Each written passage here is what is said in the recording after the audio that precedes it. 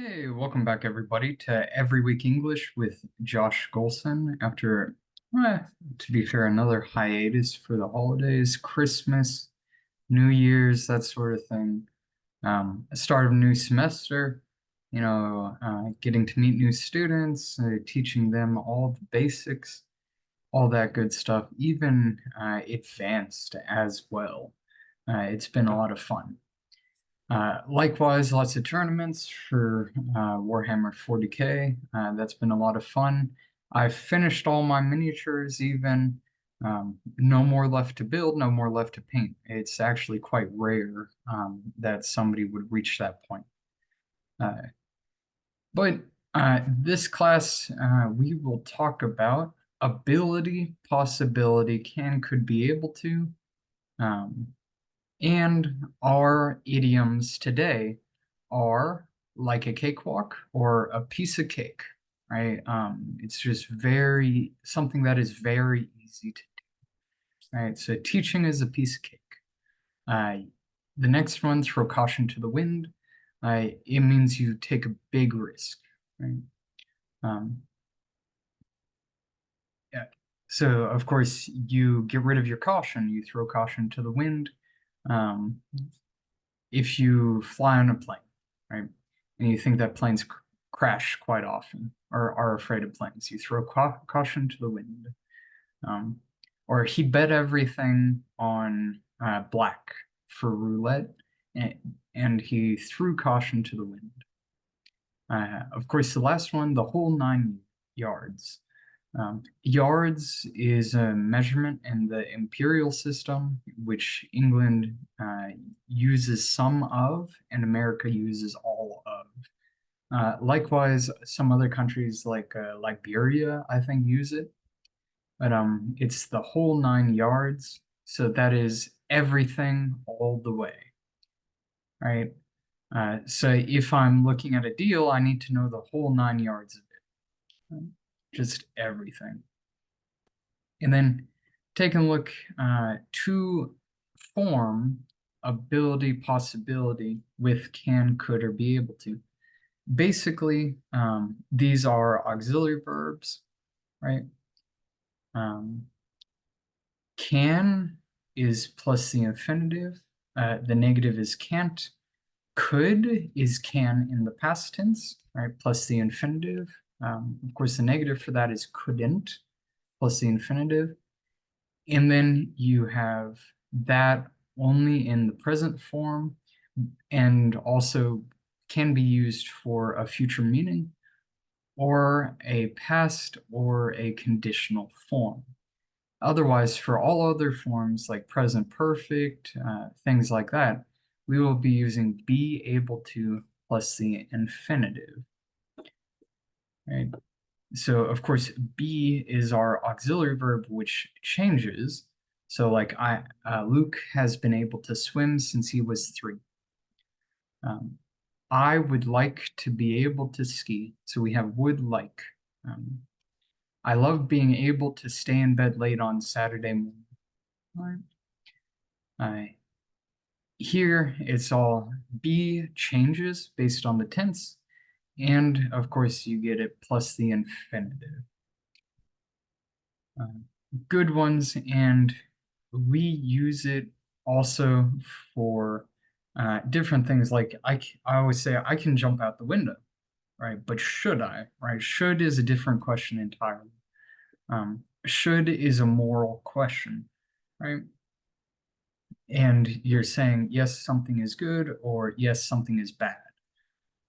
Like, of course, you shouldn't jump out the window, but you have the possibility, so you can, or you are able to do. And then taking a look at some of these questions. So, one is something that you would like to be able to do. So I would really like to be able to play the concertina, right? And for those of you who don't know, a concertina or garmoshka по-русски is a pirate's accordion. It's another way. It's just a small accordion. And pirates used to play it. It sounds a little better than a harmonica. Um, It's typically there's an Anglo concertina, which has 20 buttons. So it's 10 buttons on the right side and 10 buttons on the left side. There are no keys like a piano. An accordion has keys and buttons. And so a concertina should be easier to learn. Likewise, they played this instrument in the Civil War quite a lot. So it's a nice company instrument that you can play. And I would like to be able to do that. Something you've tried to learn but have never been able to do well.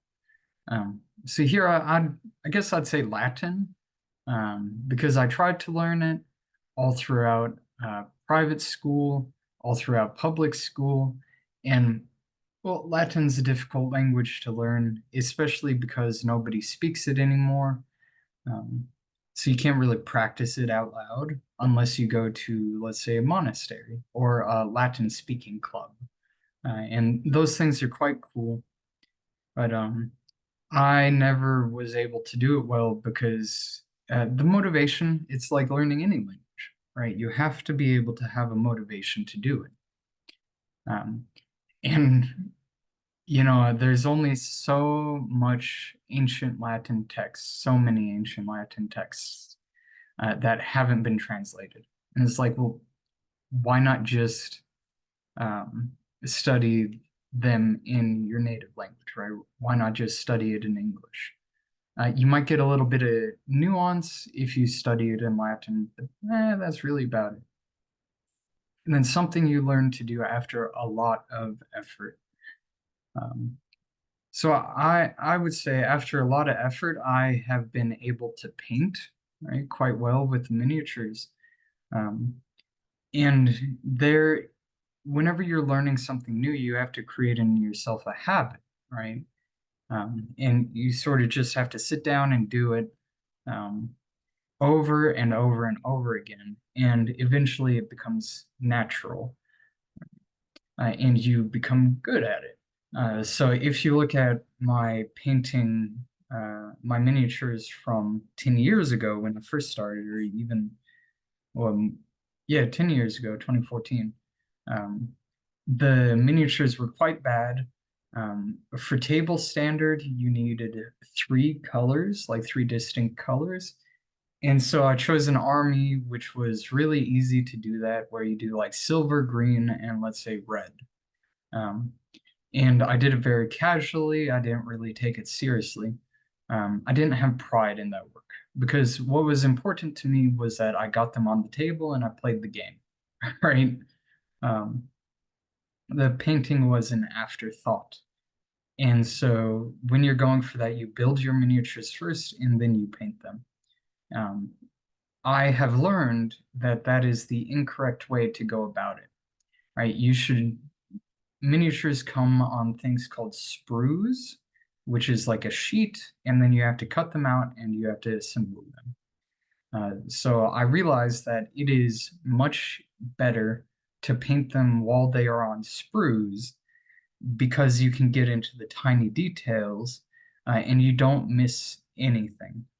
You can really make your lines quite crisp, also quite nice. And then you assemble them afterwards. Um, And then something you can do, but you would like to be able to do better. Um, I would say that would be speaking Russian, right? And my wife complains about that a lot, or quite a bit, that I don't speak it fluently, even though, I studied it at university. That was 4 years. And then I've been living over here since basically 2020. So that's another 4 years. Um, I can understand quite a bit, but it has been difficult to actually think of things to ask in Russian and getting down the vocab for it. And whenever you try to learn a new language, if you want to get much more vocab very quickly, you should choose a book and stick with that book. And it shouldn't be based on your diction level. This is what I found out just from my own studies. Um, I used to suggest that it go on your diction level, right? So if I'm learning Russian, I should read a children's book. It's like it can work, and you do get language that is around um, your ability, what you are already able to do, but it doesn't add so many words or add much vocabulary for you. Um, so I think it's much better to just choose a genre which you are interested in, and stick to that. So, for example, I'm interested in the Bible. I read a chapter in English and a chapter in Russian. And I have thought about this for a while because I thought, like, how did they used to do it, right? Way back when. How did they used to learn different languages? Um, and it seemed to me it was either through teachers or texts, which have been translated into both the languages, right? And the most common book is the Bible. And so I believe that people used to just sit down, you get your native language Bible, and then the language that you're trying to learn. And that's how they used to do it. It logically makes the most sense to me, besides having a teacher, right? And then the last one, something you think all young people should be able to do before they leave school. Um, I think that all young people should be able to do their taxes, right? And I think it's not impressed upon us enough when we're going to high school how important taxes are in real life, right? Um, it's just something that is sort of glossed over. And what happens is that there is sort of a magisterial class or a bureaucratic class, um, who have been trained solely to do taxes, and they make a living in it. And it's like, well, this is sort of strange because you would think that everybody should be able to do their taxes for themselves, but it's not true. Most people I know, um, and quite often myself included, have a difficult time, figuring out which forms do you need to fill out, who do you need to send it to you, to what goes where, and we have what's called a very Byzantine system. So Byzantine means very bureaucratic, archaic, quite old, something that needs to be changed, right? Um, I, it's funny, I would sort of argue with this definition, but that's what it means. Because the Byzantine Empire, it wasn't all like that, right? It wasn't all old and slow and, very bureaucratic. And it's sort of funny how it has taken on that meaning in current language in English. Um, yeah, tax. I think everybody should be able to do their own taxes. It was quite interesting also. Basically, up until this point in history, this is the most amount of tax that individuals have ever paid to a government. Um, I always, another fact that always surprises students, I ask them, well, what percent tax would it take for you to fight against your government, right? And often they would say like 50, 60%. And it's like, oof, that is quite a lot. And then I asked them, well, we had a big thing. It was called the American Revolution, and it was over taxes. And I asked, well, what percentage tax do you think they argued about and risked their lives to rebel against? Um, and so people often guess that same number, and it always shocks people that it's somewhere around it was somewhere around 3%, right? That they argued about. All throughout medieval times, you didn't really have to care about taxes. What you cared about was not dying from famine, right? From hunger, basically. Uh, and then going on to look at a list of skills.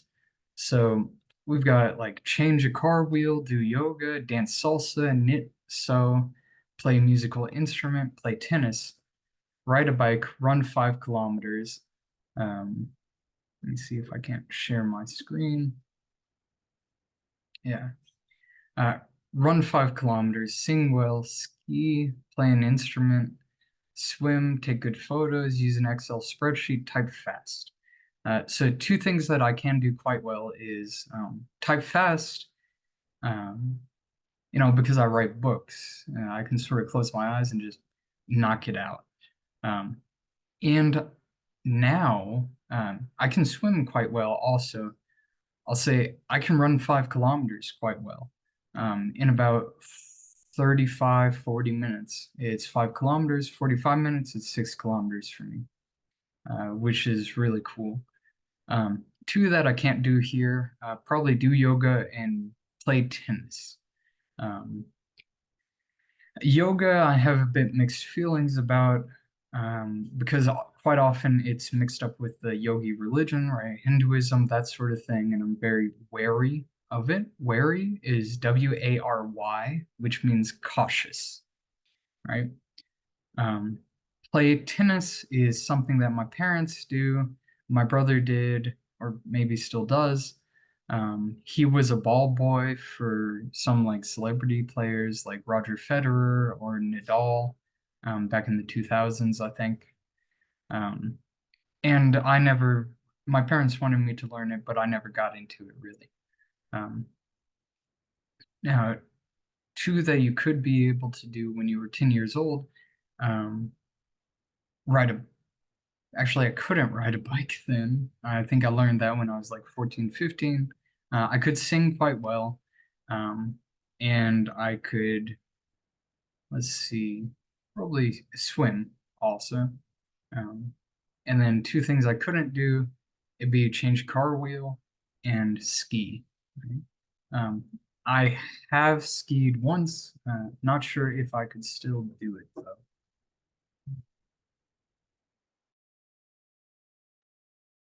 Excuse me. So when somebody sneezes in English, you say God bless you, right? And then it goes down to just like bless you, um, is the biggest thing. In Russian, it's quite interesting. It's "Будь здоров," which means health be with you, um, which I think is quite similar to the German Gesundheit, um, although I'm not quite sure on that. Nice. But basically, when learning a new language, um, there's a couple of tips and tricks. Um, Live in the country where you want to learn that language. So if you want to learn English, live in England, Canada, America. Um, I would argue Germany also, right? Because then you're surrounded by the language and you're sort of forced to do it. Um, you can't really help not doing it. Um, Likewise, I would say even better, surround yourself with the people who speak that language. Because if you don't actually interact with that new language, then it doesn't help you. Couple other ways is they suggest changing the language on your phone, laptop, that sort of thing. Do it in video games if you play video games. Um, do it in books for the book that you're reading, right? It's a really good idea. Um, Find, if you don't have a boyfriend, girlfriend, husband, wife, that sort of thing, find one who speaks that language is another quite good step. That's exactly what I did, right? I found a girlfriend who became a wife who spoke Russian when I was studying Russian, um, which is another good way. Likewise, you can always get a vocab app. So you can do a very old-fashioned flashcards, write down the words you don't know, sit down, memorize it by rote. Uh, I would suggest doing that. Likewise, there's another tip where you speak in your native language, but you include new words in the language that you're learning. So, for example, if I'm learning Russian and I'm learning the word work, right? Work is работаю, is I work, или работать, which is the infinitive. So it's like I работаю every day, right? Or sleep, like spots. Splue is I sleep. So I splue every night, for example. so on and so forth. It's a very interesting way to go about it, and because it stands out in your mind, I think it's a good way also. Um, One of my favorites is to sing, right? So nursery rhymes, I always suggest, especially to students who have children. It is an awesome way to get these new words stuck in your head. Likewise, there's a very cool phenomenon when you sing in a different language. Typically, you take on the accent also when you're singing. It's really cool. And nursery rhymes are short and sweet. Of course, the last suggestion is to just practice saying it all in your head before you say it. So go over it over and over in your head. Um, quite cool ways and quite different ways to learn. So some other things about ability, right? Like, can you climb trees? Um, I probably could now. It's quite cool. I haven't tried, so I don't know if I can climb trees or not. Right? That's the difference there. Or can you sing? Yes, I can. Can you play computer games? Yeah, I think anyone can play. It's quite easy, and it's designed to be easy. Or like, can you play the piano? I can't play the piano. Of course, you can hit the keys, but you don't have the ability to play it. Right? Um, can you play dodgeball? These sorts of things. Um, of course, I can. I can run. I can pick up a ball, and I can throw a ball.